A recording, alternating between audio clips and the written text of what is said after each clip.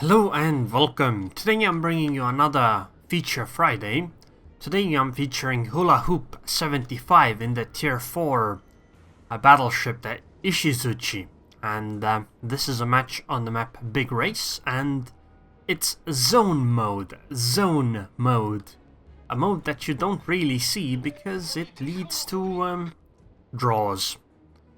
Anyways, the highest tier ship in this match is a tier 4 ship, so our hula hoop over here is the highest tier ship, which means that you shouldn't run into too many troubles. And our Myogi is spotted. Right now I just don't like the fact that there are so many destroyers on both teams, because in zone mode, it can be entirely possible that a team just runs away, especially destroyers at the end. And if you don't have like 4 or 5 people, you just cannot catch them. That opening salvo with HP on the Kolberg did quite a bit of damage, comparatively to the Kolberg's HP at least. I'm not quite sure why he's firing HE though, because, well, I haven't really played the ship, so maybe the AP is really bad, and that's why you should fire HE. 6,000 damage on the Phoenix. Wow, this HE looks really good. Like 6,000 damage with HE. That's quite incredible. Even high tier battleships have trouble doing that much damage with HE. Although I think most of it is because shells don't hit anything. So now he switched to AP. And it only did 1600 damage, 2 overpens on the Phoenix. Huh, is the next shot on the... Oh, might be a shot on the Wyoming or elsewhere? Let's see. I think I would take a shot on the Wyoming because... Okay, never mind, maybe not anymore, because the Wyoming is turning away. And, you know, when a ship turns away, it's quite difficult to deal significant damage, but... Oh! My bad, Hula Hoop had HE loaded, so yeah, shooting this Wyoming is completely fine. And 2500 damage and 2 fires. So the Wyoming immediately used damage control party, so the next salvo with HE should actually get a runaway fire if, you know, he can get a fire, that is. But I would imagine that the Wyoming is flooding right now because she took quite a few torpedoes. It seems, though, that the Hula Hoop doesn't have much opportunity to fight the Wyoming at range, because this Myogi is awfully close by, so maybe it'll be a fight with this one instead.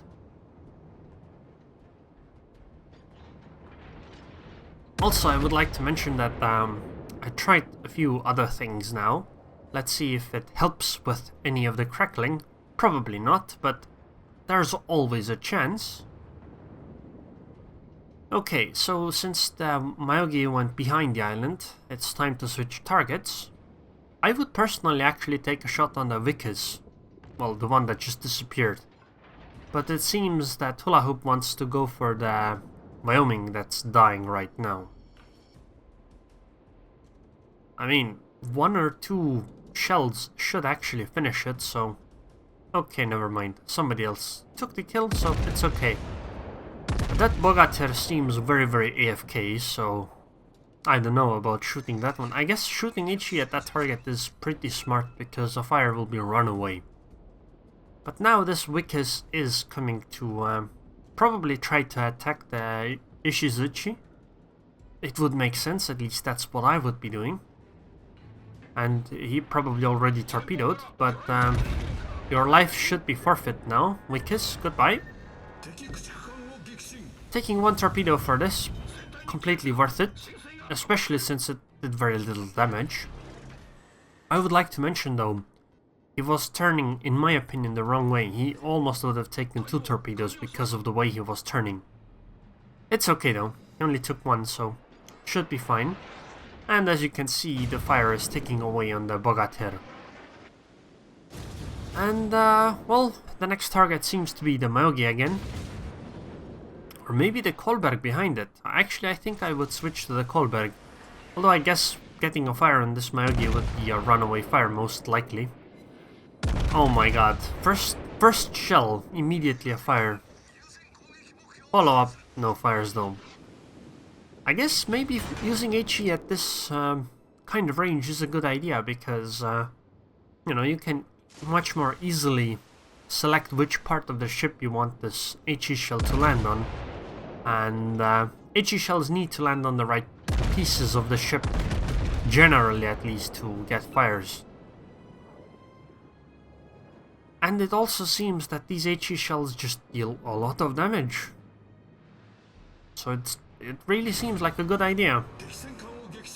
And, well, it seems the Myogi expired to the fire. Okay, Kolberg next. One by one.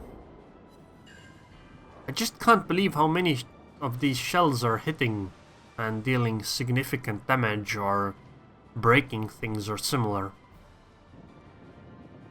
I wonder what the Ishizuchi's secondary range is. 3.5 kilometers. Personally, what I would do is I would... Oh my god, a Campbelltown. Okay, so right now I think I would just turn away and start sailing away.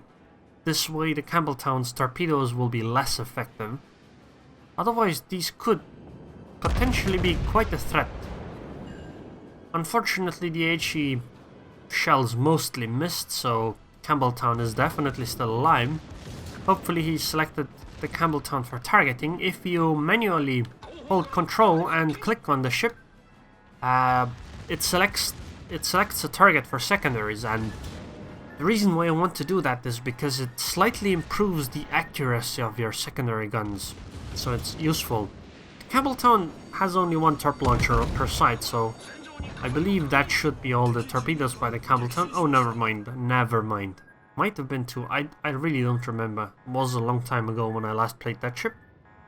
And as you could see, sailing away makes dodging torpedoes so much easier. Destroyer torpedoes, that is.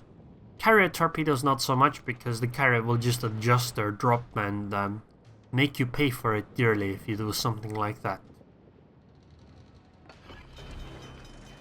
So I imagine the Campbelltown should come out at some point and try to fight again, because usually they do these kinds of things at low tiers for some unknown reason to me.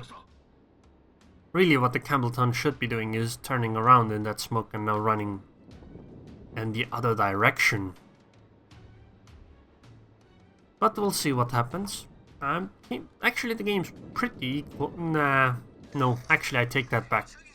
3 battleships against 1 battleship. I don't know. I imagine the Hoolahoop's team has the advantage. Although, of course, something like a Kolberg and a bunch of destroyers can deal quite a bit of damage. But let's look at the HP. Yeah, that's a full HP St. Louis, a full HP Wyoming, a full HP Bogatyr, and an almost full HP Wyoming. I'm sorry, but the enemy team really doesn't have a chance anymore. So, shots on the Campbelltown. Many shells missed over there. Really poor dispersion, but on this one, they hit. So goodbye, Campbelltown. Next one is the Kolberg.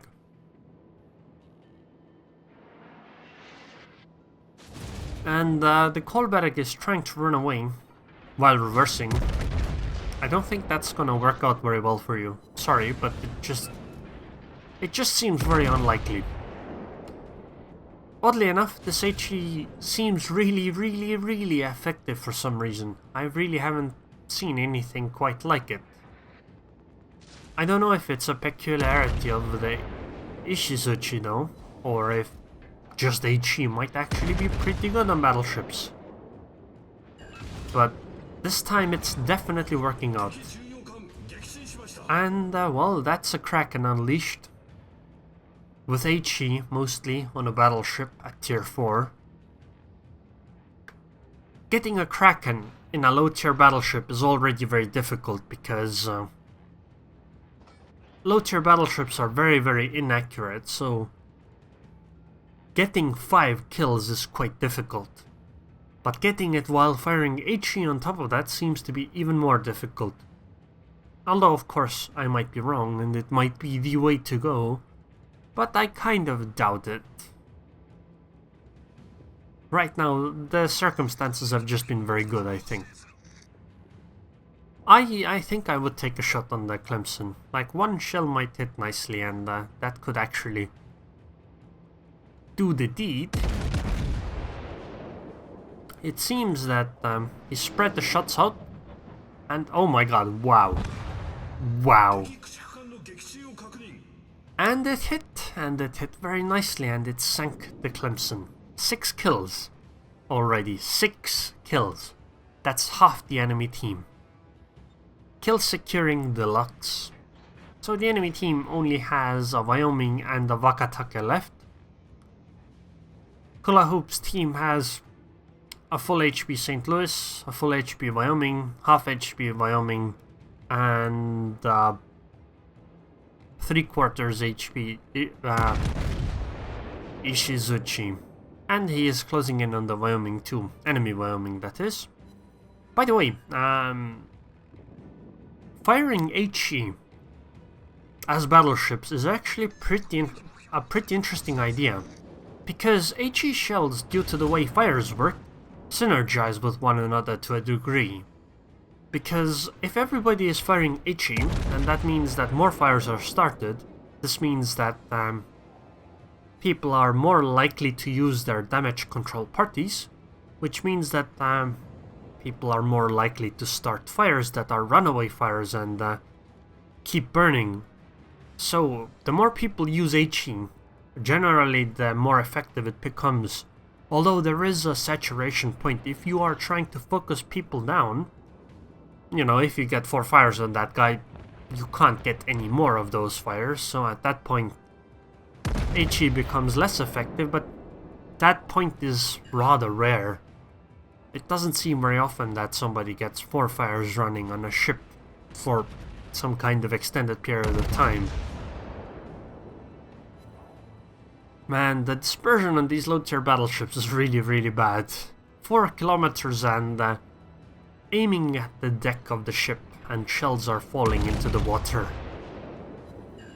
Like, this dispersion is horrible. Look at how high he is aiming, and only one of those shells hit. 1 shell out of 4. 2 this time out of 4. I don't understand why the dispersion on these low-tier ships is just this bad. It's not. I don't feel like battleships would be somehow overpowered, especially compared to like destroyers with their instant torpedo reloads.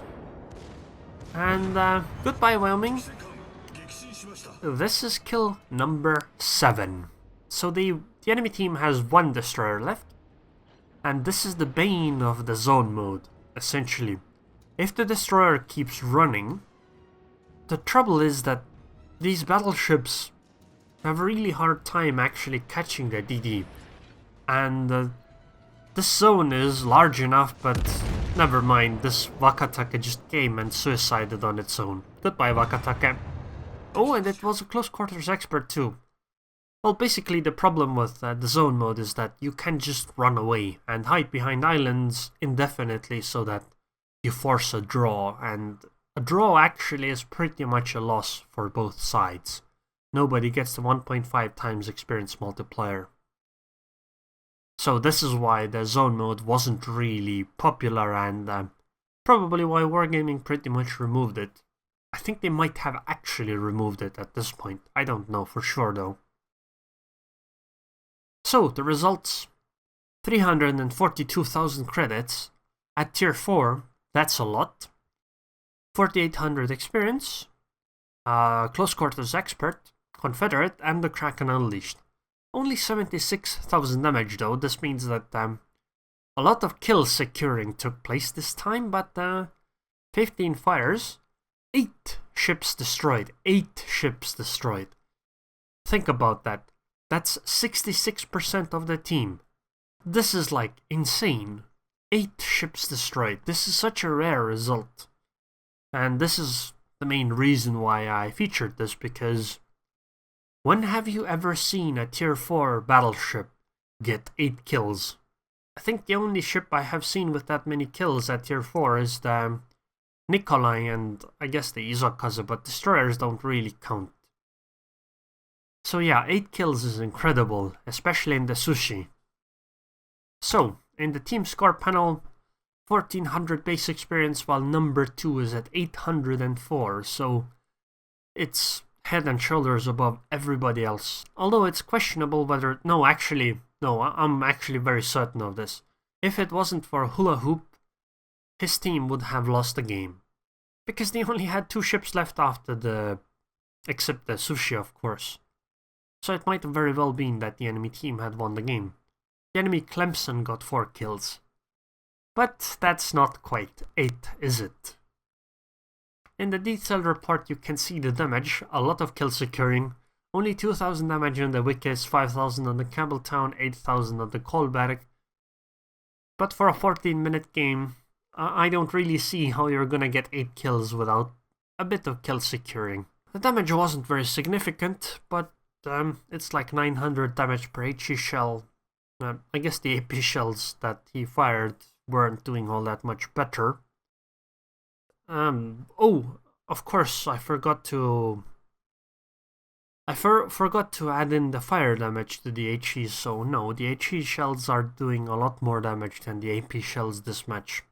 Although the AP shells only overpenned, so I guess that's hard to say. And in the credits panel you can see a profit of 300,000 credits, although it did include a 50,000 mission, but this is still a very strong result, and thank you very much for sending it in, Hula Hoop.